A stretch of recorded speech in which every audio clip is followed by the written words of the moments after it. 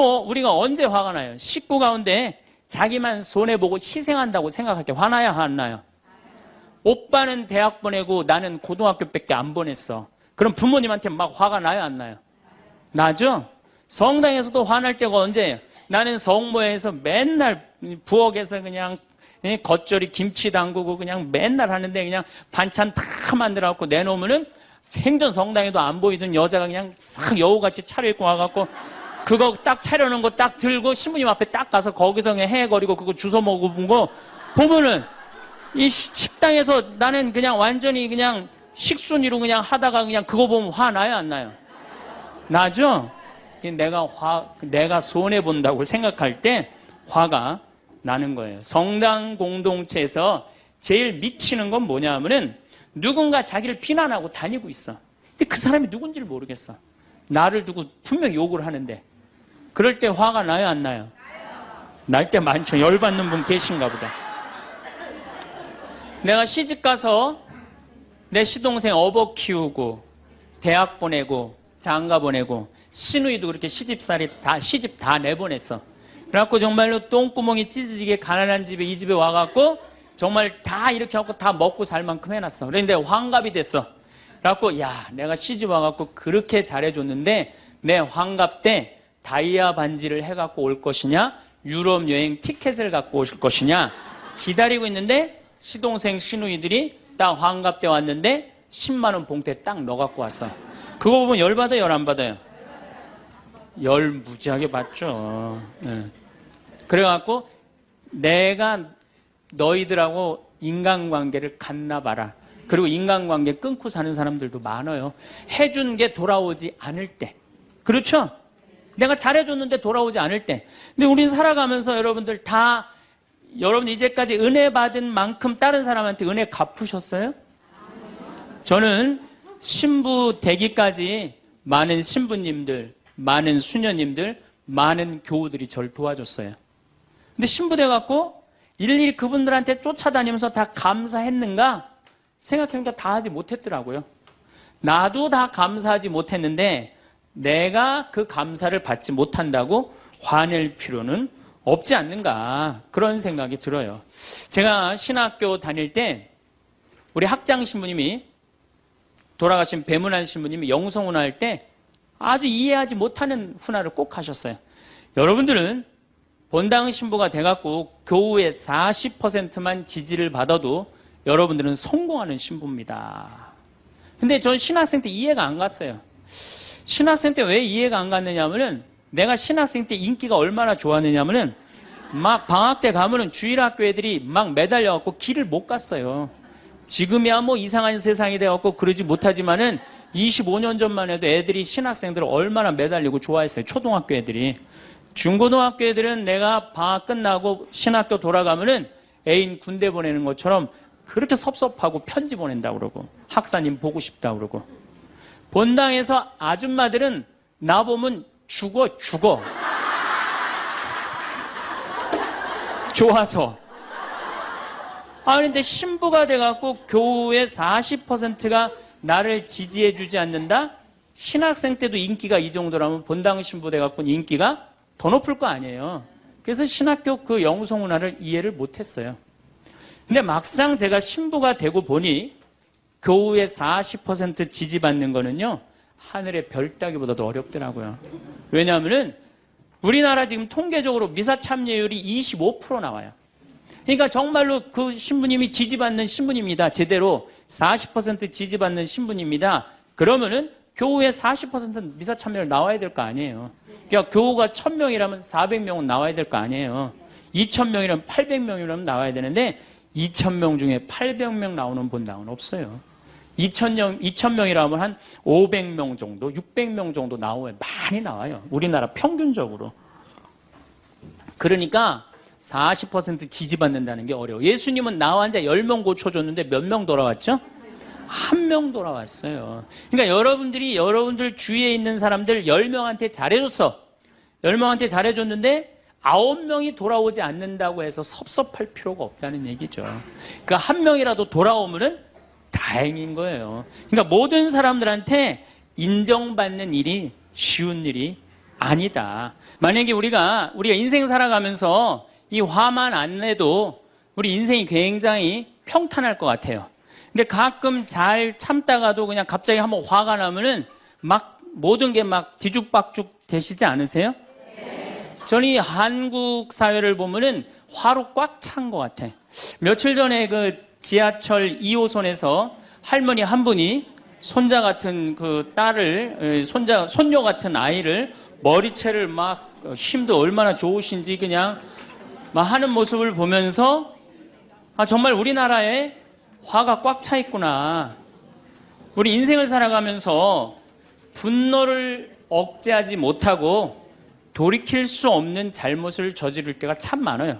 그래서 이 화를 잘 다스린다는 게 굉장히 중요한 것 같아요. 그럼 여러분 언제 화가 나요? 화가 나는 건 언제 화가 나냐면 무시당할 때.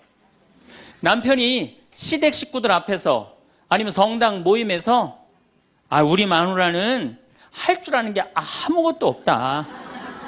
얼굴이 잘생겼나, 음식을 잘하나, 성격이 좋으나 마음에 드는 게 하나 없다고 정말로 남편이 구박하면은 정말로 속에서 부글부글 끓죠.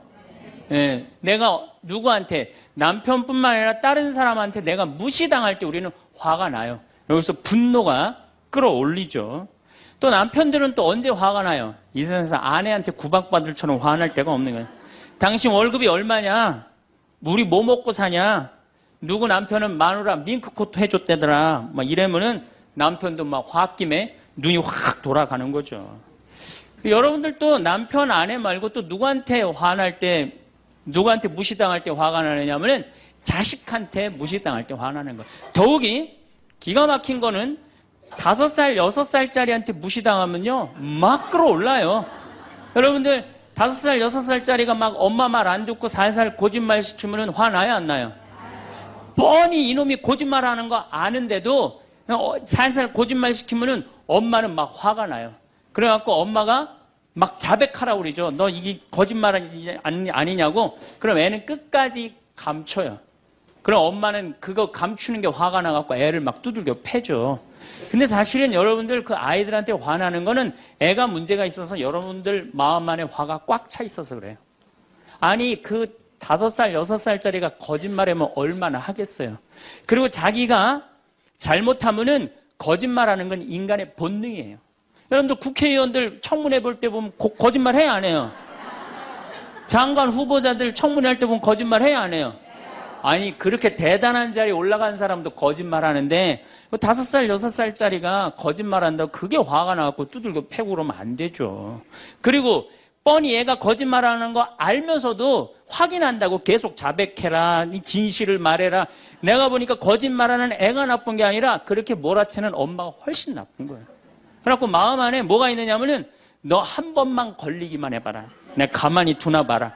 그래갖고 한 번 걸리면은 한 번만 걸리기만 해봐라라고 95%의 엄마가 별론데요, 자식들한테.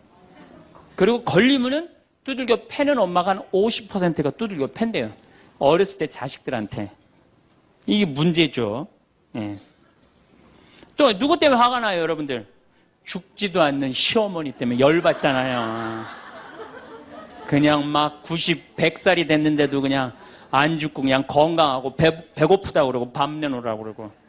또 우리 또 할머니들은 누구 때문에 화나요? 내 마음 몰라주는 며느리 때문에. 그러니까 사실은 화는 어디서 가장 많이 나느냐면 가정 안에서 가장 많이 나는 것 같아요. 다른 데보다는 가정 안에서 자식 때문에, 남편 때문에, 부모 때문에, 아니면 며느리 때문에 화가 나는 거죠. 화는 날 때 보면 작은 일로 시작해서 크게 터집니다. 되게 아무것도 아닌 일로 화를 내기 시작해서 나중에 크게 터져. 그 화나는 걸 보면은 다이너마이트 이렇게 타들어가는 거 보시죠? 도화선 싹 타들어가다가 마지막에 터질 때는 어때요? 산도 무너뜨리고 막 불도 막 만들어내고 그러잖아요. 그러니까 우리가 화가 날 때는 그 다이너마이트 도화선에서 살살살살 탈 때 그때 꺼야 돼. 그게 끝에 가갖고 이게 터질 때까지 나를 복구 기다리고 있으면 나중에 큰일 납니다. 여러분들 처음에 집에서 불이 났을 때, 조그만 불이 났을 때 빨리 끄면은 그 다음에는 번지지도 않죠. 근데 그 끄지 않고 그냥 막 계속 놔두면은 나중에 불이 커지면 그땐 끄고 싶어도 꺼요, 못 꺼요?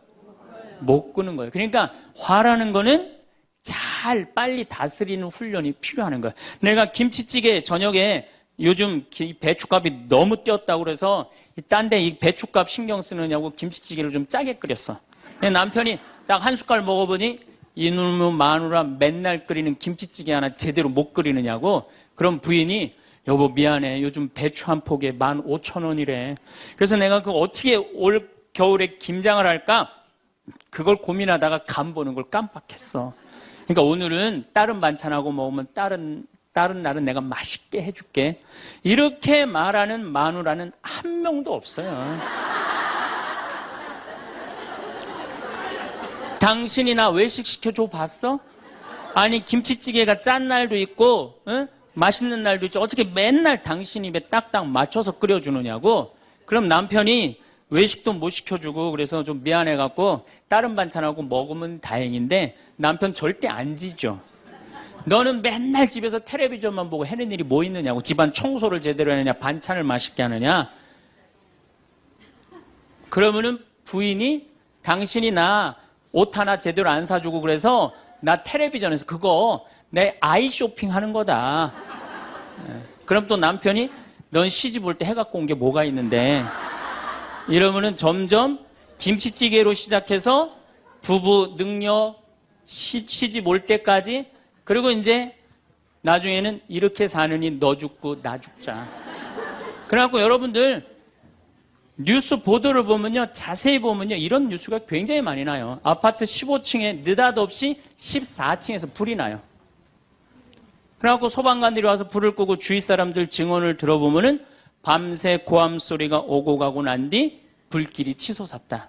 그러니까 이 홧김에 이렇게 사느니 너 죽고 나 죽자. 그래서 이불 방 한가운데다 갖다 놓고 석유 뿌리고 그리고 불 지르는 게 방화의 14%래요.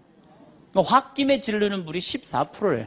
그 다음에 이 화라는 단어를 보면 불화자야. 여러분들 화가 나면 막 불이 나는 거야 속에서. 이거를 다스리지 못하고 이거를 끄지 못하면은 우리가 점점 크게. 근데 화는 내면 낼수록 문제가 해결될까요? 문제가 꼬일까요? 화는 내면 낼수록 문제가 꼬여요. 제가 20년 전에 제가 알던 분 시동생이야. 이 양반이 굉장히 다혈질이었어요. 성탄절 전날 불법 유턴을 하다가 걸렸어요. 걸려갖고 정경이 딱 잡아갖고 불법 유턴했습니다. 벌점 15점에 벌금 7만 원입니다. 나는 안 했다. 내가 분명히 봤습니다. 이놈의 새끼 안 했다는데 왜 자꾸 그러느냐?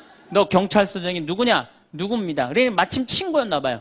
내 친구인데 너 가만히 안 놔두겠다고 귀싸대기를 때렸어요. 정경 귀싸대기를. 그랬더니 정경이 가만히 있어요. 공무집행방해로 철창에 집어넣어버렸어요. 그래서 거기서 길길이 뛰다가 그 자리에서 뇌출혈로 죽었어요. 불법 유턴한 거 하나 때문에. 근데 우리는 그런 일들 참 많아. 옛날에도 공중전화 오래 한다고 그런 사건도 있었죠. 그냥 아무것도 아닌데 그냥 조금만 한 번만 내가 이 고개를 숙이면 되는데. 저도 강의 다니느냐고 멀리 강의 갈 때 시간은 다가오고 차는 막히고 그러면 제가 불법 유턴도 많이 하고 빨간불일 때 건너도 많이 가요. 정말로. 왜냐하면 나를 기다리는 분이 보통 500명, 1000명인 경우가 많잖아요. 서울 올 때가 제일 그럴 때가 많아요. 딱 걸리면은 저는 딱 문 내리고 로만 칼라 딱 보여주면서 제가 뭐라고 그러냐면 정말 미안하다. 내가 불법 유턴한 거, 내가 신호 어긴 거 인정한다. 그렇지만 내가 강의가 있어서 그러니까 좀 잘 좀 봐줘라. 그런 경찰들이 대부분은요, 침 뱉은 거, 안전벨트 안 한 거, 벌점 없는 걸로 끊어주지 굳이 그거 벌점 매기면서 끊어주는 경찰 없어요. 인생 살아가면서 고개를 한 번만 숙이면은 문제가 해결될 때가 너무 많아요. 근데 그 한 번을 숙이는 게 우리가 안 될 때가 참 많아요. 가끔 잘 하다가도 어느 날 안 숙여지는 날이 있죠. 그거를 숙이는 것을 훈련이 된 사람이 성숙한 사람이에요. 그 사람이 정말로 어디다 내놔도 그 사람 문제 없이 살 사람이에요. 화날 때마다 그냥 막 집어 던지고 막 그러는 사람 주위에 친구 하나도 없어지죠. 제가 2년 전에 평화방송에 강의를 한 2달 정도 했어요. 많이 한 것도 아니에요. 2달. 그런데 정말로 인기가 대단하더라고. 막 전화가 얼마나 오는지. 특히 천주교 교우들은 의외로 전화를 안 하더라고. 개신교 성도들이 얼마나 전화를 많이 하는지 몰라요. 신부님 너무너무 설교 좋다고. 예. 천주교 교우들은 왜 전화하느냐 하면은 천주교 교우들은 원래 입이 무겁잖아요.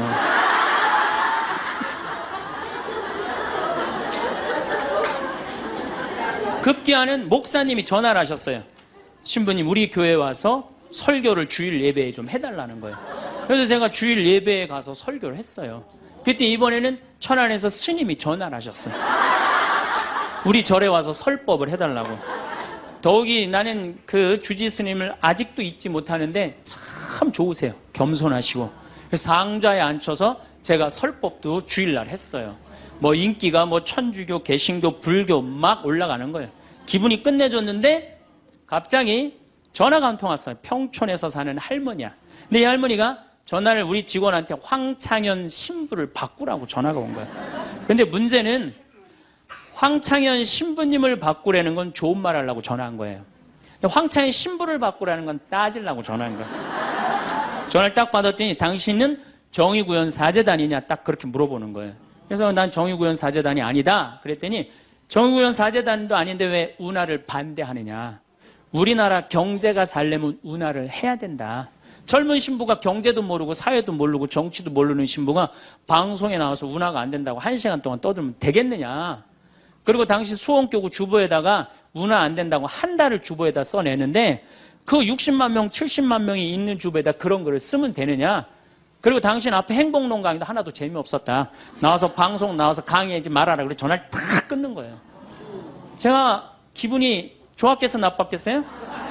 생각이 다 틀린 거예요. 생각이 틀리고 상황이 다 틀린 거예요. 내 강의를 듣는 사람이 10,000명이라면 10,000명 중에 5,000명은 나하고 생각이 같을 수 있어요. 근데 5,000명은 나하고 틀릴 수 있어요. 5,000명이 틀리다고 그 5,000명 때문에 화낼 필요는 없다. 아, 나하고 틀릴 수도 있구나. 이렇게 생각하면 마음이 편안하거든요. 근데 그런 것 때문에 뭐 화를 내고 열낼 일이 뭐가 있어요. 또 한 번은 내가 노인에 대한 강의를 했어요. 우리 이제 안 죽는다. 우리 이제 100살까지 산다. 110살까지 산다. 그러니까 자식들한테 재산 물려주지 말고 다 여러분 위해 쓰다가 죽어라. 그리고 통장에 얼마만 남기면 되냐? 500만 원만 남겨라. 500만 원만. 그렇게 마음껏 쓰다가 죽을 때는 돌아다니다 지치면은 그냥 죽을 땐 꼴까닥 죽어라. 네, 이렇게 강의를 했더니 아, 정말로 할머니들이 이번에는 전화를 무지하게 하는 거예요. 너무너무 내 노년을 확실히 알려줘서 고맙다고. 이번엔 순천에 있는 할아버지가 전화를 하셔서 신부님 저는 70 먹은 노인인데 침례교회를 다닙니다. 근데 신부님 강론을 듣고 가슴이 뻥 뚫렸다는 거예요. 아, 내가 남은 인생 30년이나 남았는데 어떻게 살아야 되는지 너무너무 잘 들었다고. 근데 신부님이 다음 주에 이제 돈 다 쓰다가 꼴까닥 죽는 방법을 알려준다고 그랬는데 그 주간에 당신이 어딜 가갖고 못 들었대, 내 강의를. 그래갖고 꼴까닥 죽는 방법을 알려달라고 전화를 했더라. 이야, 정말로 이 순천의 할아버지도 나한테 전화를 기분이 너무너무 좋더라고요. 근데 하느님은 참 짓궂게도 그 전화 끊자마자 이번에는 저 부산에서 전화가 왔어요. 황창현 신부를 바꾸라고. 전화를 딱 받았더니 당신이 황창현 신부냐고. 내가 황창현 신부라. 당신 요즘 왜 그런 강의를 방송에서 나와서 해서 집안을 평지 풍파를 일으키는 거야. 그러니까 내 강의를 듣고 시어머니일 거예요. 시어머니가 내 강의를 듣고 며느리를 불러서 한 소리 한 거지. 나 안 죽는데더라. 너 나 다 나 위해서 쓰다가 나 통장에 500만 원만 남길 테니까 나한테 유산 받을 생각 꿈도 꾸지 말아라. 그렇게 이제 얘기를 한 거야. 그러니까 그냥 열받으니까 나한테 전화를 한 거죠. 그런 강의 하지 말라고. 그리고 그 자매는 한마디 더 하더라고요. 당신 강의하는 거 재수 없다고. 그래서 저는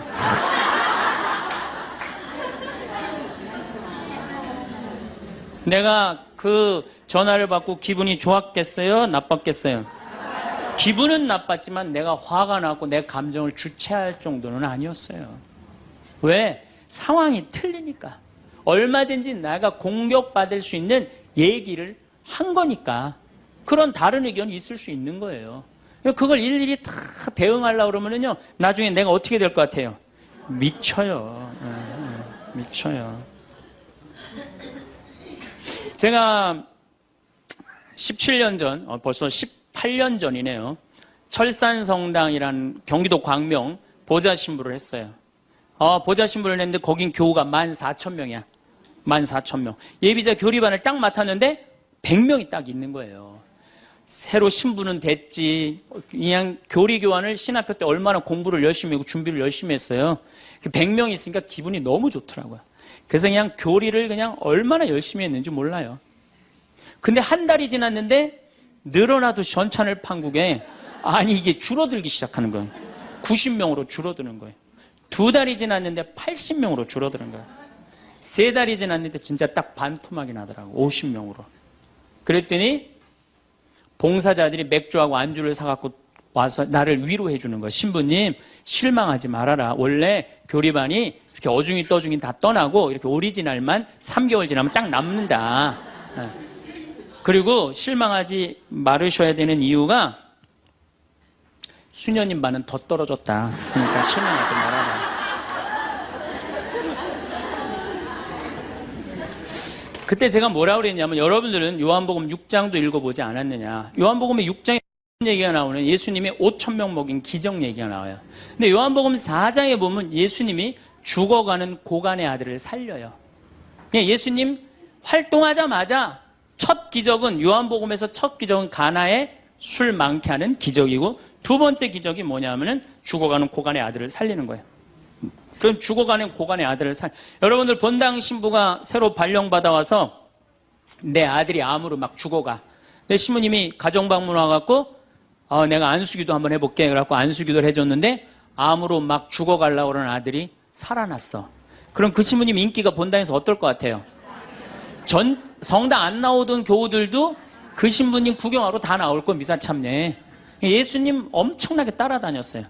그런데 요한복음 5장에 보면 예수님이 38년 동안 벳자다 연못에서 누워있던 사람을 지나가다가 측은한 마음이 들어서 일으켜 세워요. 근데 신부님 우리 시어머니는 중풍으로 38년 동안 누워있었다고. 그럼 내가 또 한번 안수기도 해볼게. 가서 안수기도 했는데 시어머니가 38년 만에 일어났어.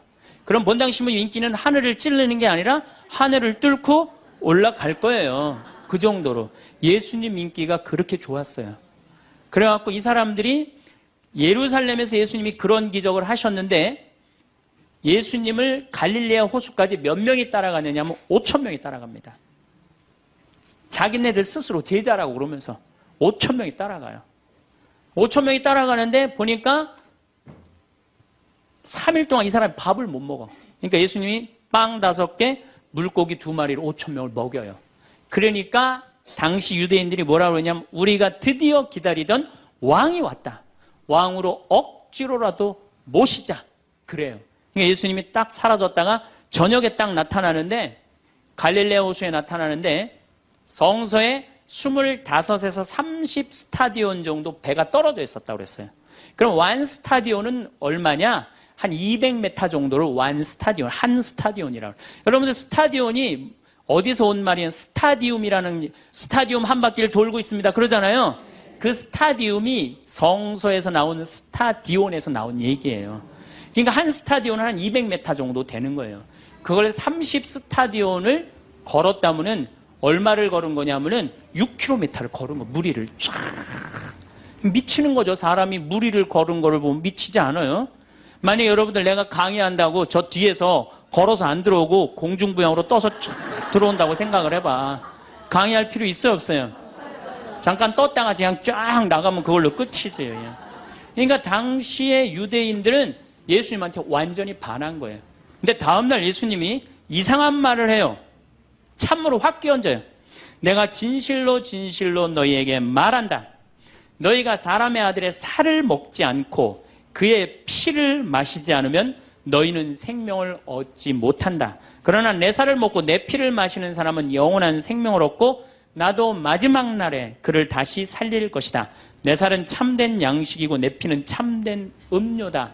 군중들이 눈이 동그래요. 여러분들은 살 먹고 피 먹는 얘기 하도 많이 들어서 안 이상하죠? 그런데 다른 종교인들이 우린 예수님 살 먹어, 예수님 피 마셔, 그러면은 어떻게 생각할 것 같아요? 식인종 아니면 드라큘라 둘 중에 하나예요. 예수님 피 먹는 거면. 그러니까 당시의 유대인들이 뭐라고 그러냐면 이 말씀은 듣기가 너무 거북하다. 누가 듣고 있을 수 있겠는가? 그러니까 그러면서 떠나요. 그러니까 예수님이 당신의 말씀을 두고 투덜거리는 것을 속으로 아시고 그들에게 이르셨다. 이 말이 너희 귀에 거슬리느냐? 그리고 성서에 이렇게 우리에게 말합니다. 이 일이 일어난 뒤로 제자들 가운데 많은 사람이 되돌아가고 더 이상 예수님과 함께 다니지 않았다. 다 떠나간 거예요. 말을 알아듣기 너무 어렵다고. 그러니까 이제 예수님이 이제 딱 12명 딱 남아있는 거, 어떤 무식한 어부 12이 눈을 동그랗게 뜨고 예수님을 쳐다보는 거예요. 그러니까 예수님이 이때 뭐라고 그러냐면은 너희도 떠나고 싶으냐. 그러니까 이 12마저 떠나면 예수님 완전히 낙동강 오리알 되는 거예요. 이때 대단한 인물이 하나 나옵니다. 누구냐? 베드로예요. 다 떠났음에도 불구하고 의리를 지킨 분이 베드로예요. 당신은 영원한 생명을 주시는 말씀을 가지고 있는데 우리가 어디를 갑니까? 그리고 예수님은 이 12하고만 다니세요. 그리고 요한복음 6장 다음에 7장에는 뭐라고 써 있느냐면은 이들이 예수님을 죽이려 함으로 예수님은 더 이상 공식적으로 돌아다니지 않고 몰래 숨어서 갈릴레아만 다니셨다고 그래요. 그러니까 이 12하고만 그냥 돌아다닌 거 죽이려고 그러니까 피해서. 그러니까 예수님 그렇게 죽어가는 고간 아들 살리고 38년 동안 배짜다 연못에 누워있던 사람 살리고 5,000명 먹이고 생 난리를 쳐갖고 막 5,000명이 따라다니다가 결국은 몇 명 건졌느냐? 12명 건진 거예요. 여러분들 5,000명 중에 12명 건진 예수님이 나요? 100명 중에 50명 건진 제가 나요? 누가 나요? 내가 낫지 않아요? 아니 내가 예수님보다 나은데 뭐 예비교 50명 떨어졌다고 실망할 게 뭐 있어. 나는 가끔 한심한 레지오 단장들이 있어요. 신부님 우리 단원이 10명인데 오늘 2명밖에 안 나왔습니다. 그래서 둘이서 울면서 개응을 했습니다. 우리 레지오 해체해야 될까 봅니다. 이렇게 오는 단장이 있는데 한심한 단장이죠. 10명 중에 2명 나왔다 그러면 20% 지지받는 단장이야. 자, 5,000명 중에 12명 남긴 예수님이 나요? 10명 중에 2명 나온 단장이 나요? 누가 나? 단장이 훨씬 나은 거예요. 또 요즘 우리나라 구역 반모임 활성화를 위해서 굉장히 많이 노력하죠. 근데 많은 경우 반장님들, 구역장님들이 실망해요. 우리 구역이 10세대인데 3세대밖에 안 나온다. 4세대밖에 안 나온다. 이렇게 실망하는 분들이 굉장히 많아요. 그러면은 10세대 중에 3세대나 4세대 나오면은 이건 본당 신부보다 난 사람이에요. 예수님보다는 뭐 더 난 사람이고 실망할 필요가 뭐가 있어. 예수님 뭐라고 그러냐면 너희 중에 단 2-3 사람만 모여도 내가 그곳에 함께 있겠다. 그러면 됐지 뭐 이렇게 욕심이 많아요. 그러니까 여러분들 모든 사람들한테 인정받는 건 쉬운 일이 아니고 인정받으려고 할 때 우리 인생이 피곤해지고 화가 난다 이거예요. 많은 사람들 화나는 경우가 어떤 경우가 여러분들 화가 많이 나면 자기가 완전한 사람이라고 생각할 때, 자기 판단이 옳다고 생각할 때, 그걸 옳다고 믿을 때 화가 나요. 많은 분들이 어떤 경우가 있느냐면은 내가 관상 좀 볼 줄 아는데 그 사람 틀렸어. 아니면 내가 관상 좀 볼 줄 아는데 그 사람 진짜 괜찮은 사람이야. 이 중에 관상 못 보는 사람 어디 있어? 50년, 60년 살으면은 딱 보면 다 알지. 그렇죠? 그런데 그게 맞는 경우도 있고 틀리는 경우도 참 많아요. 근데 우리는 어떤 착각을 갖고 있냐면 내가 적어도 판단하는 건 맞다고 생각해요. 다 여기 저를 포함해서 여러분들 모두가 그런 생각을 해요. 근데 그게 허물어졌을 때 화가 나는 거예요. 그게 허물어졌을 때. 제가 지난달에 뉴욕에 강의를 갔었어요. 퀸즈 성당이라는 데서 강의를 했는데 교우들이 진짜 많이 나왔어요. 정말로 꽉 찼어요. 강의를 하는데 정말로 반응이 아주 좋더라고요. 이 강의가 끝나고 이제 본당 신부님하고 사제관 올라가는데 따라오는데 이게 한국 사람이 안 따라오고 미국 여자가 따라오는 거예요. 미국 여자가 따라와갖고 그러는 거예요. 신부님, 자기가 신부님 강의를 한국말을 잘 못 알아들어서 잘 알아듣지는 못하지만은 너무 감동을 받았다고. 신부님은 정말로 하느님의 사람이라고. 어우, 나는 듣다 내 강의를 정말로 감동받다 못한 미국 여자까지 내 강의를 감동을 받는구나.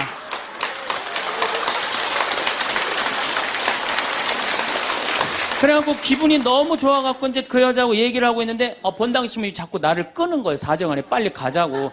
나 지금 미국 여자하고 얘기하는데 지금 본당 신부님이 내 팔을 자꾸 끄는 거예요. 그래갖고 아니 신부님 나 좀 빨리 가자고. 나를 본당 신부님이 가자고 그랬는데 어떻게 가자고 그랬더니 본당 신부님이 조금 지나가더니 신부님이 그러는 거예요. 신부님 저 여자 이거라고 이거.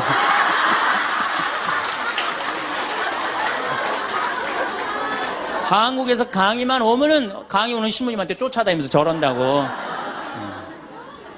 난 내가 강의 잘해갖고 그런 줄 알았더니 쫓아와갖고 그냥. 내가 성당 봉사한다고 해서 모두가 나를 알아봐 줄 거라고 착각해서는 안 됩니다. 성당에서 열심히 봉사하는 우리 형제 자매님들 가운데 요셉 형제 없으면 우리 성당 쓰러져. 마리아 자매님 없으면 우리 성모에 없어져.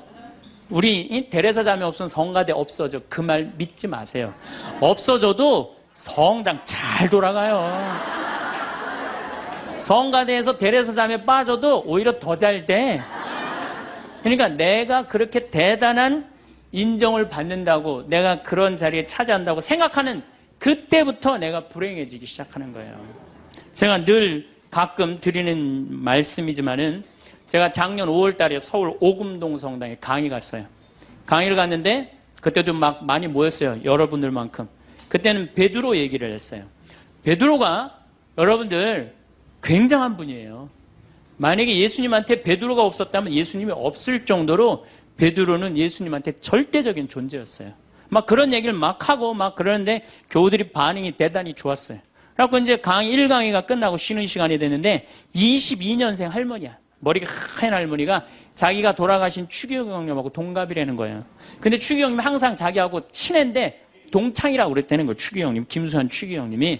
근데 자기는 그때 할머니가 88살 정도 됐던 걸로 기억이 나요. 88년 동안 살면서 이렇게 훌륭한 신부님 강의 처음 들었다는 거예요. 이야, 내가 정말로 인기가 많은가 보다. 그래갖고 할머니가 신부님 손을 한 번만 잡으면 죽어도 여한이 없다는 거예요. 이제 이 나이에. 그래서 할머니 감사합니다. 그리고 할머니 손을 잡았는데 이 할머니 하시는 말씀이 난 오늘 우리 차동엽 신부님 손을 잡아서 죽어도 여한이 없다는 거예요. 차동엽 신부님 손을 잡아서.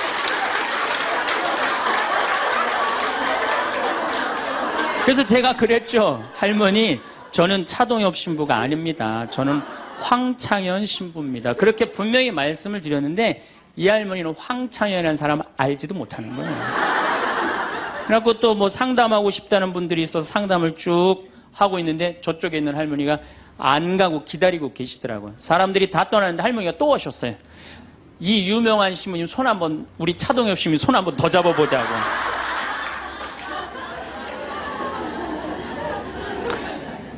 모든 사람들이 나를 인정해주지 않는다 하더라도, 모든 사람들이 나를 알아주지 않는다 하더라도 실망하실 필요 없어요.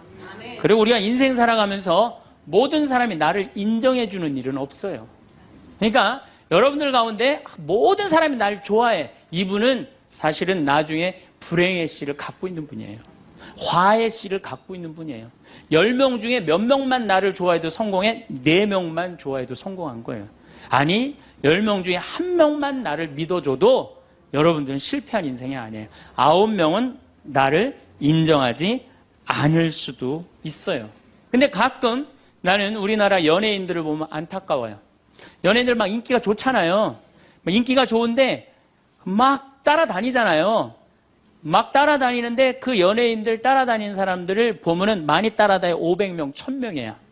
그러면은 국민의 5천만 명의 국민 중에 1,000명 따라다니는데 그 1,000명 속에서 자기가 인기가 완전히 있는 줄 아는 거예요. 완전히 그 1,000명 속에서 파묻혀갖고 4,999만 9천 명은 그 사람이 누군지도 모를 수 있어요. 그렇지 않아요? 여러분들 요즘 연예인들 막 때로 나와갖고 뛰어다니고 막 춤추는 거 보면 구분돼요, 안 돼요? 난 아무리 알아보려고 그래도 나도 이제 늙어가기 시작하니까 이게 누가 누군지 모르겠더라고요. 나하고 그 사람들하고 아무 상관없어. 그러나 연예인들은 그런 생각을 안 해요. 자기가 모든 사람들한테 인기가 있다고 착각을 해요. 그런데 갑자기 댓글에 그게 노래냐, 그게 춤이냐, 그게 연기냐, 이런 악성 댓글이 올라오면 그때부터 미치는 거예요. 그래갖고 그 악성 댓글을 올려봤자 내가 보기에는 정신 나간 사람이 올리거나 아니면은 자기 마음에 안 드는 사람 올리는데 많이 올려야 50명, 100명도 안 올릴 거예요. 자기를 좋아하는 연예인들은, 일반 대중들은 보통 한 5,000명, 10,000명 되면은 그런 악성 댓글을 올리는 사람은 10명, 20명도 안 될 거예요. 그러니까 우리가 살아가면서 여러분들도 여러분들한테 막 나쁜 소리라는 사람은 한둘이야. 근데 그 한둘도 내가 보기엔 제정신 가진 사람은 아니다. 그러니까 모든 사람들한테 내가 인정받지 못한다고 그래서 화낼 필요는 없다. 여러분들 요즘 나는 가끔 텔레비전 보면서 총리들도, 대통령도 막 신발 막 던지고 막 결함 막 던지고 그러잖아요. 대통령한테도. 우리가 남이 나한테 평가하는 게 전부는 아닙니다. 자기 소신, 자기 확신, 자기 멋이 있으면은요, 누가 뭐라 그래도 별로 거기에 흔들리지 않아요. 근데 그냥 남들 말에 막 귀 기울이고 그냥 거기에 신경 쓰는 사람은 조금만 뭐가 있어도 화를 내고 자기를 주체하지 못하는 거예요. 루카복음 9장 51절을 보면 예수님이 사마리아를 통해 예루살렘으로 올라가려고 할 때 사마리아 사람들이 예루살렘에 간다는 이유로 예수님을 거부해요. 들어가지 못하게, 동네를. 그 동네로 지나가면 지름길로 갈 수 있는데, 그러니까 야고보하고 요한이 열받아갖고 뭐라 그러냐면 하늘에서 불을 내려다가 살러버릴까요? 얼마나 열받았으면은 하늘에서 불을 내려다가 살러버릴까요? 그래요. 근데 예수님은 이 둘을 꾸짖고 돌아가세요. 예수님도 돌아가는데 우리가 화가 난다고 그냥 열 지르는 사람마다 전부 다 정면 돌파할 필요는 뭐가 있어요? 그렇지 않겠어요? 우리도 예수님처럼 돌아갈 상황이 되면 돌아갈 줄 알아야 됩니다. 세상 사람들이 다 나를 몰라준다 해도 화낼 일도 아니에요. 공자님은 뭐라고 그러셨느냐? 진정한 성인은 자기를 몰라줘도 분노하지 않고 유유자적할 줄 아는 사람이 진정한 성인이라고 그랬어요. 내가 누군데 나를 몰라봐. 왕년에 내가 이 거리를 주름 잡던 사람인데 이 성당 지을 때 내가 어떻게 했는데 나에게 이럴 수가 있어. 내가 시집와서 똥구녕이 찢어지게 가난한 이 집 이렇게 일으켜놨는데 나를 무시할 수 있어? 이렇게 자꾸 자기 도취에 사로잡히면은요, 나중에 다른 사람하고 부닥치게 되고 잘난 척하게 되는 그런 꼴이 된다. 그런 꼴이에요. 여러분들 반대로 모두를 사랑할 수 있어요? 내가 모든 사람들한테 사랑받을 수도 없지만은 반대로 사랑할 수 있느냐? 다 사랑할 수 있어요? 쉽지 않죠? 내가 본당 신부 해보니까 다 사랑하는 사람이 있긴 있더라고요. 누가 다 사랑하느냐면 머리에 꽃 꽂은 여자가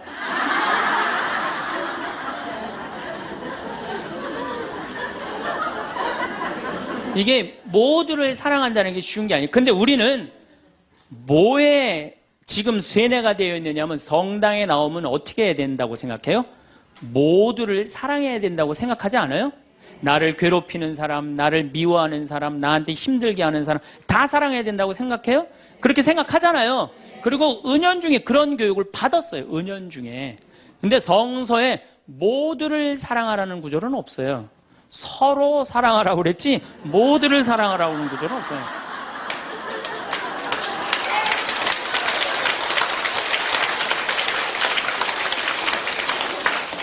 그러면은 이 모두를 사랑하는 게 얼마나 어려우느냐 이 얘기만 하고 다음 시간에 얘기하도록 하겠습니다. 사람은요 동그란 사람이 있고 네모난 사람이 있고 세모난 사람이 있고 별난 사람이 있어요. 그렇죠? 근데 꼭 사람 중에 삐죽한 사람이 있어요. 삐죽한 사람. 말 한마디라도 꼭 아프게 하는 사람이 있어요. 그래갖고 내가 이제 마음 먹고 파마를 싹 했단 말이야. 응? 마음 먹고. 그래갖고 이 동그란 사람이 파마를 딱 했는데 삐죽한 놈이 딱 와서 한마디 합니다. 파마를 왜 그렇게 했어? 얼굴이 떡판 같아 보이잖아. 그럼 이 동그란 사람 피가 뚝뚝 떨어져요, 안 떨어져요? 뚝뚝 떨어지는데 동그란 사람 특징은 뭐냐? 남한테 싫은 소리 하면 안 되는 줄 알고 있는 거예요. 그러니까 동그란 사람이 그렇게 내 가슴에 피가 떨어지면 한마디 해줘야 될 거 아니에요. 내가 떡판이든 뭐든 네가 무슨 상관이냐 이렇게 얘기를 해야 되는데 동그란 사람은 파마를 왜 그렇게 해서 얼굴이 떡판 같잖아. 그러면 동그란 사람이 뭐라고 그러냐면 그러게 해다 보니 그렇게 됐네. 그리고 어디 가서 울기 시작하냐면 성당에 가서 울기 시작하는 거야. 예수님, 저 삐죽한 여자가 나보러 떡판이래요. 근데 예수님 당신이 정말로 십자가에서 참고 인내하고 용서하고 사랑했으니까 나도 참고 용서하고 인내하고 사랑할게요. 그래갖고 그냥 겨우 어떻게 주체할 수 없는 걸 다스려갖고 고해성사를 봤어. 고해성사를 봐갖고 용서를 했어. 자기하고 예수님하고 신부님하고는 화해를 했는데 그 삐죽한 사람하고는 화해했어 안 했어요? 삐죽한 사람은 찔렀는지도 모르고 몰라요. 그 사람 피가 흐르는지도 몰라요. 그런데 더 동그란 사람 미치는 건 뭐냐면 그렇게 찔러놓고 딴 데 가고 막 헤헤거리고 또 수다 떨면은 동그란 사람이 속으로 무슨 생각이 들어요? 넌 웃음이 나오니? 난 지금 피가 뚝뚝 흐르는데. 가을이 돼갖고 그냥 또 그냥 마음 먹고 성당을 나왔는데 삐죽한 놈이 동그란 사람한테 한마디 또 합니다. 아니 요즘 남편이 돈 못 벌어? 옷을 왜 이렇게 후줄그리하게 입고 다녀? 그러면 또 피가 뚝뚝 떨어지는 거야. 이 동그란 사람 여러분들 삐죽한 사람 만나야 돼? 만나지 말아야 돼? 만나면 안 돼요. 이 삐죽한 놈 누구 소개시켜줘야 되냐면 별난 놈 소개시켜줘. 별난 놈. 찔러도 안 나오는 별난 놈. 이런 놈 소개시켜줘야지 어떻게 모두를 사랑할 수 있어요. 그거는 불가능한 얘기예요. 모두를 사랑한다는 거. 그러니까 여러분들 오늘 이후로 나는 모든 사람을 사랑할 것이다. 그러면 나중에 누가 망가지냐면 내가 망가져요. 네. 모두를 사랑하면서 자기가 완전히 망가지는 거예요. 삶을 살아가며 우리는 수많은 일들을 겪습니다. 기쁜 일도 슬픈 일도 화나는 일도 있지요. 그런데 같은 상황을 겪어도 사람마다 반응이 전혀 다른 것을 보면서 하나의 깨달음을 얻게 됩니다. 바로 우리를 괴롭히는 것은 일 자체가 아니라 그 일을 받아들이는 마음의 태도라는 것입니다. 예를 들어 비가 오는 날을 생각해 보세요. 어떤 사람은 우산을 깜빡했다 하루 종일 기분이 상하고 짜증을 냅니다. 반면 어떤 사람은 같은 상황에서도 오히려 빗소리를 들으며 마음의 평온함을 느끼죠. 똑같은 비인데 한 사람에게는 괴로움의 원인이 되고 다른 사람에게는 즐거움의 원인이 됩니다. 이 차이는 어디서 오는 걸까요? 바로 그 일을 바라보는 마음의 눈이 다르기 때문입니다. 우산 없는 비 오는 날을 불편한 하루로 받아들일지 아니면 빗방울이 주는 작은 선물로 받아들일지는 오직 우리 마음의 선택에 달려 있습니다. 화가 나는 순간을 떠올려 보세요. 누군가 무례하게 굴었거나 디대와 다른 일이 일어났을 때 우리는 자연스럽게 화가 납니다. 그런데 잠깐 생각해보면 정말 흥미로운 사실을 발견할 수 있습니다. 같은 일을 겪어도 어떤 사람은 불같이 화를 내지만 어떤 사람은 대수롭지 않게 넘어가는 모습을 본 적이 있을 겁니다. 이것이 무엇을 의미할까요? 바로 화라는 감정이 바깥 상황에서 자동으로 생겨나는 것이 아니라는 뜻입니다. 화는 그 상황을 아주 나쁘고 끔찍하다고 받아들이는 우리의 생각에서 비롯됩니다. 다시 말해 나를 화나게 만드는 힘은 바깥 세상이 아니라 바로 내 마음속에 있다는 것이지요. 마음속에서 화라는 작은 불씨가 피어올랐을 때 우리에게는 선택권이 있습니다. 그 불씨에 부채질을 해서 화를 타오르게 할지 아니면 이럴 필요 없다고 생각하며 조용히 꺼버릴지 말입니다. 이 선택권은 오직 우리 자신만이 가지고 있습니다. 아무도 우리 대신 결정해 줄 수 없는 우리만의 권한이지요. 이렇게 생각하면 마음이 한결 편해집니다. 세상의 모든 일들이 나를 괴롭히려고 벌어지는 것이 아니라 얘가 그 일들을 어떻게 받아들이느냐에 따라 괴로움이 될 수도 평안함이 될 수도 있다는 것을 알게 되니까요. 내 마음의 진짜 주인은 바로 나 자신이라는 깨달음은 삶을 살아가는 큰 힘이 됩니다. 우리는 살아가면서 많은 것들을 걱정합니다. 가족의 건강도 걱정하고, 경제 상황도 걱정하고, 다른 사람들이 나를 어떻게 생각하는지도 걱정합니다. 하지만 이 모든 걱정들을 자세히 들여다보면 크게 두 가지로 나눌 수 있습니다. 바로 내가 할 수 있는 일과 내가 할 수 없는 일로 말이에요. 내가 할 수 있는 일은 무엇일까요? 바로 나의 생각, 나의 말, 나의 행동입니다. 이것들은 온전히 나의 영역에 있는 것들이지요. 가족의 건강을 걱정한다면 건강한 음식을 준비해드리고 함께 산책을 하자고 제안할 수 있습니다. 이것은 내가 할 수 있는 일입니다. 경제적 걱정이 있다면 가계부를 작성해보고 불필요한 지출을 줄여볼 수 있습니다. 이것도 내가 할 수 있는 일이지요. 그런데 내가 할 수 없는 일들도 많습니다. 가족이 실제로 아프지 않게 만드는 것, 경제 상황이 하루아침에 좋아지게 만드는 것, 다른 사람들이 나를 좋아하게 만드는 것, 이런 일들은 나의 영역 밖에 있습니다. 아무리 애를 써도 내가 완전히 통제할 수 없는 남의 영역에 속한 일들이지요. 여기서 중요한 지혜가 나옵니다. 남의 영역에 있는 일까지 내가 어떻게 해보려고 애쓰면 마음만 괴로워진다는 것입니다. 내가 할 수 있는 나의 영역에만 마음과 에너지를 쏟고 내가 어쩔 수 없는 남의 영역은 그냥 그대로 인정하고 받아들이는 법을 배우면 마음에 놀라운 평안함이 찾아옵니다. 사람은 누구나 다른 사람들로부터 인정받고 사랑받고 싶어 합니다. 이것은 지극히 자연스러운 마음이지요. 하지만 이 마음이 지나쳐서 모든 사람에게 인정받으려고 애쓰기 시작하면 문제가 됩니다. 세상에는 정말 다양한 사람들이 살고 있습니다. 각자 다른 가치관을 가지고 있고 다른 기준으로 세상을 바라봅니다. 그런 모든 사람들을 다 만족시키려고 하는 것은 애초에 불가능한 일입니다. 한 사람이 좋아하는 것을 다른 사람은 싫어할 수도 있으니까요. 더 중요한 것은 모든 사람에게 좋은 사람이 되려고 애쓰다 보면 정작 진짜 나 자신을 잃어버리게 된다는 점입니다. 이 사람 앞에서는 이런 모습을 보이고 저 사람 앞에서는 저런 모습을 보이다 보면 얘가 진짜 누구인지 어떤 사람인지 혼란스러워집니다. 그리고 그런 노력에도 불구하고 결국 모든 사람을 만족시킬 수는 없다는 현실을 마주하게 되면서 깊은 좌절감을 느끼게 되지요. 여기서 필요한 것이 바로 내려놓음의 지혜입니다. 모든 사람에게 인정받으려는 욕심을 내려놓고 진정한 나 자신으로 살아가는 용기 말입니다. 물론 다른 사람들과 좋은 관계를 유지하려고 노력하는 것은 중요합니다.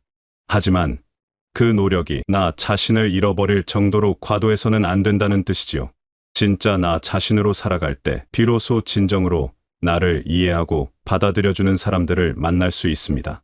그리고 그런 관계야말로 진정 소중하고 의미 있는 관계라고 할 수 있을 것입니다. 사람들 사이의 관계를 살펴보면 참으로 다양합니다. 나에게 힘과 기쁨을 주는 사람들이 있는가 하면 만날 때마다 에너지를 빼앗아가는 사람들도 있습니다. 나를 있는 그대로 받아들여주는 사람들이 있는 반면 끊임없이 나를 비판하고 상처를 주는 사람들도 있지요. 이때 우리에게 필요한 것은 관계에서의 지혜로운 선택입니다. 모든 사람을 똑같이 대하고 모든 관계에 똑같은 에너지를 쏟아야 한다고 생각할 필요는 없습니다.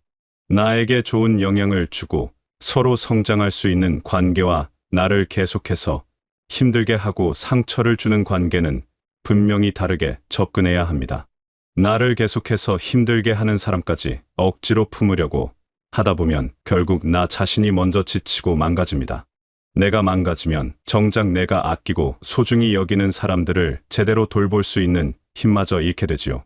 이것은 누구에게도 도움이 되지 않는 일입니다. 따라서 나에게 좋은 기운을 주는 사람들과는 마음을 다해 관계를 가꾸어 나가고 나를 갉아먹는 관계에서는 적절한 거리를 두며 나 자신을 지킬 줄 아는 것이 중요합니다. 이것은 결코 이기적인 것이 아닙니다.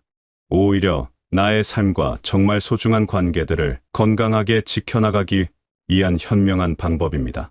물론 이것이 다른 사람들을 무시하거나 함부로 대하라는 뜻은 아닙니다.